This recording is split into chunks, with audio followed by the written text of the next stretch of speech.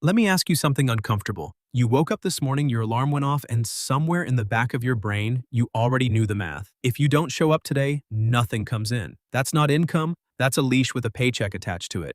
The difference between people who actually build wealth and people who just talk about it comes down to one thing: whether they understand passive income machines and how to actually build them. So, let's get into it. Now, before you roll your eyes and think this is going to be another invest in index funds video, I want you to stay with me because some of what we're going to cover here doesn't require you to already have a pile of money sitting around. Some of it starts with something you probably already have, which is knowledge, time, or a phone with internet access. And that's not hype. That's just the reality of how wealth actually gets built in this era.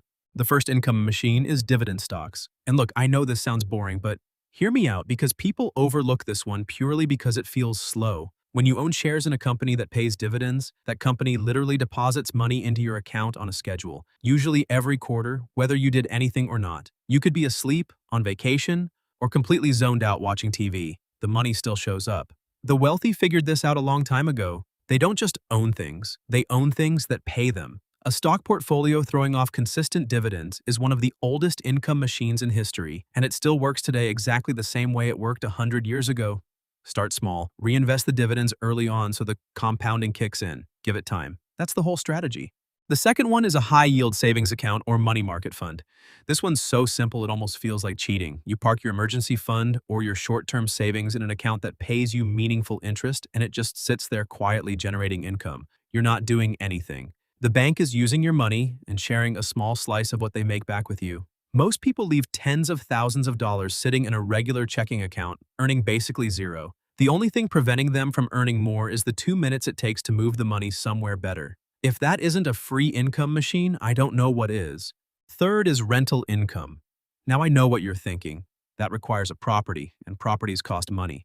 That's true, but here's what most people don't realize. You don't have to own an entire house to participate in this one. There are real estate investment trusts, which are companies that own income-producing properties, and you can buy into them like a stock. You get a share of the rental income they collect without ever dealing with a broken furnace or a tenant who ghosts you on rent day.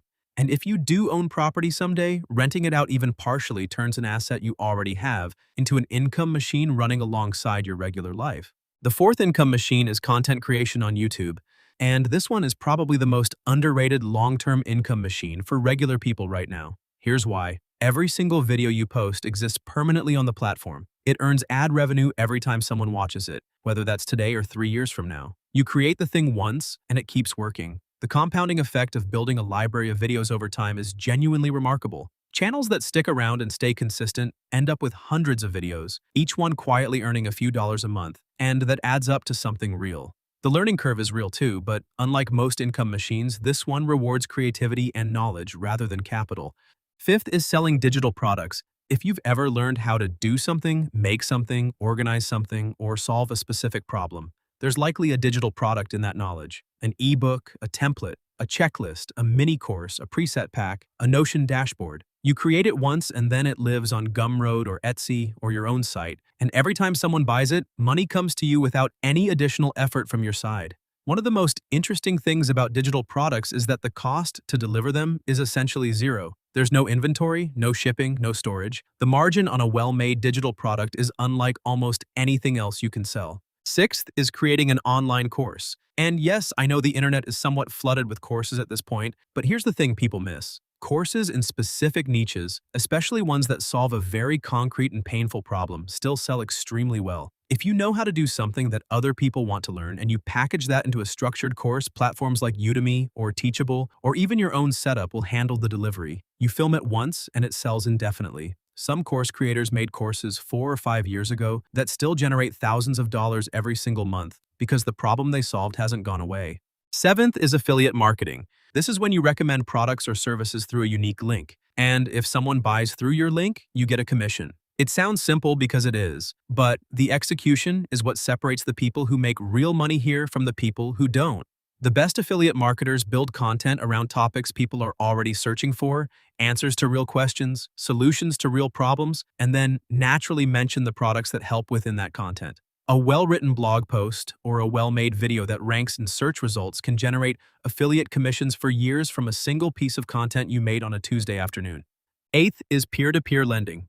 Some platforms let you lend money directly to individuals or businesses and earn interest on those loans. You're essentially becoming the bank, which, when you put it that way, sounds a lot more interesting than just being the customer. The returns can be meaningfully higher than a savings account, though the risk is also higher because some borrowers don't pay back. The smart way to play this is through diversification, spreading small amounts across many loans so no single default wipes out your gains.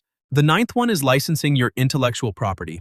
This one sounds fancy, but it basically means if you create something original, music, photography, art, software designs, writing, even a logo, you can license other people the right to use it in exchange for a royalty or fee. Stock photography sites, music licensing platforms, and software marketplaces do this automatically at scale. You upload your work once, and every time someone licenses it, a payment comes through.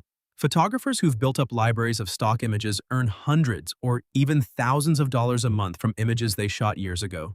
The 10th one is a newsletter or membership community. When you build an audience around a specific topic and then offer a paid subscription for deeper access, more content, or community connection, you create recurring monthly income. The subscription model is one of the most psychologically sticky revenue sources out there because people don't cancel things they value regularly. Writers, analysts, niche experts, and creators of all kinds are building five-figure monthly incomes from relatively small but loyal paid subscriber bases. It doesn't take a million followers. It takes the right people who find genuine value in what you put out.